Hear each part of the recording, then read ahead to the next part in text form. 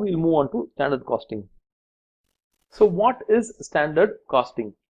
Standard costing is the preparation and use of standard cost, their comparison with actual cost, and the analysis of variance to their causes and points of incidence.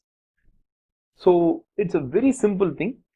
For whatever product that we produce, okay, assume that we produce a eraser, okay, the standard cost of producing an eraser is 10 rupees, okay. Then we find out what is the actual cost. The actual cost is 12 rupees. Then we do one variance, we compare the standard and the actual. So 12 minus 10 is 2. We get a variance. 2 rupees is the difference between the standard and actual. So that 2 rupees is the variance. Okay, it is actually a negative variance because what we thought was 10 and what we produced it was 12. So why did this 2 rupees occur in the production of the eraser per eraser? It might be because of the direct material, the rubber, direct labor, the people who are in the production, or it can be of overheads. So overheads can be like anything that is not classified into direct material and direct labor comes under overheads or other costs.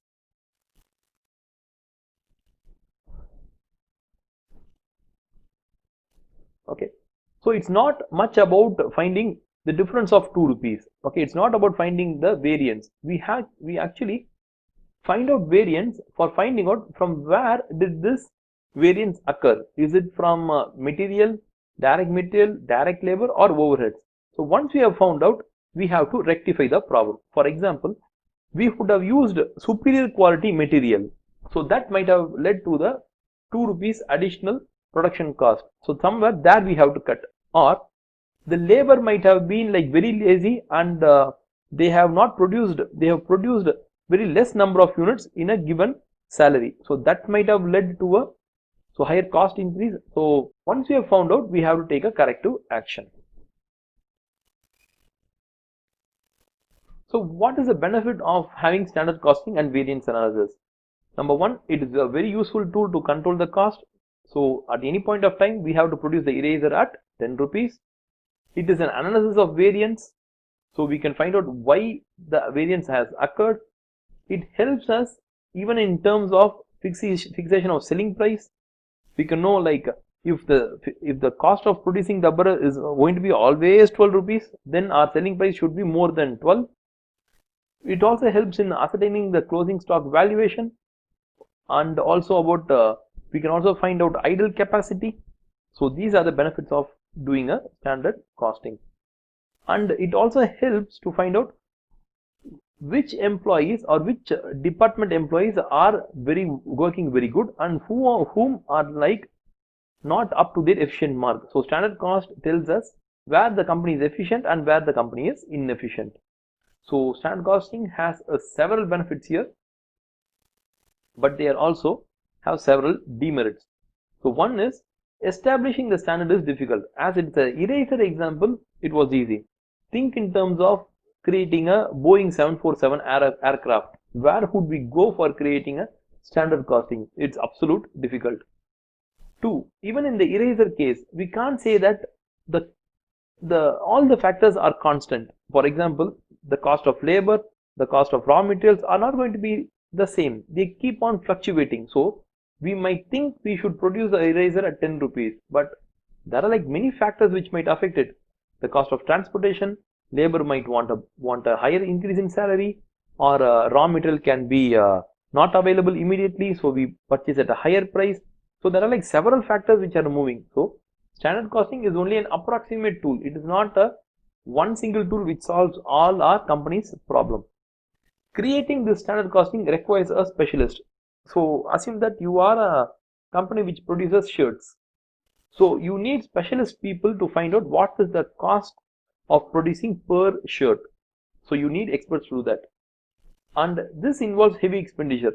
To capture the cost, what is the cost, where it is incurred, how it is incurred, who is responsible for that cost, it incurs a lot of expenditure to get all the data. So it becomes a heavy costing.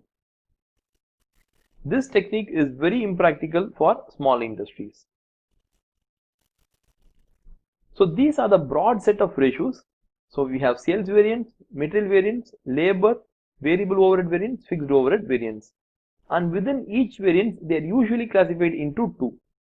One classification is in terms of the price. Okay, if if the variance has occurred because of the change in the amount or price or the change in the volume. Okay, so usually that's how it works. So we might have got a higher sales than expected, and it can be because of two things. One, it can be because of the volume, the number of units have been sold higher, or it can be because of the price. We have sold it at a higher price than what we thought. So that can be a reason. The same logic applies to all the ratios here, except for the fixed overhead variance.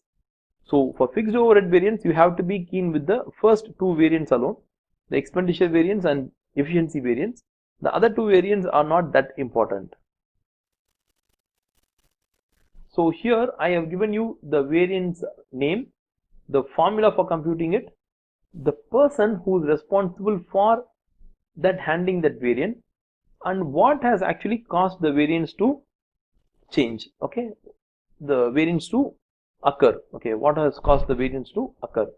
So you have, in an exam, you might not be required to find out the formula, but you might be required to find out the who is responsible for it and why it has occurred, how you will ensure that the problem is going to be solved. Okay, if assume that the sales that we thought, okay, was 10,000 rupees, but we have only sold for 9,000. Who is the problem? If it's going to be the price variance, then the person who fixed the price is the actual problem. If the number of units sold is a bad thing, then the sales manager has the problem. So it differentiates between the sales manager problem and the higher authority who fixed the sales price. Okay, so it helps to find out who is the root cause of the problem. Okay, so next we move on to the material variance. Again, we have given the name with the formula, who is responsible for it, and when does this variance occur. So if the price is the problem, the material price which is bought is the problem, then the material purchase manager should be penalized. If the material usage, how we use the material, that is a problem, then production manager should be penalized. So it helps us to determine who is responsible for the variance. We can see the labor variance here. We can see the variable overhead variance here. Usually fixed overhead variance will not be asked quite a lot, so we can ignore that.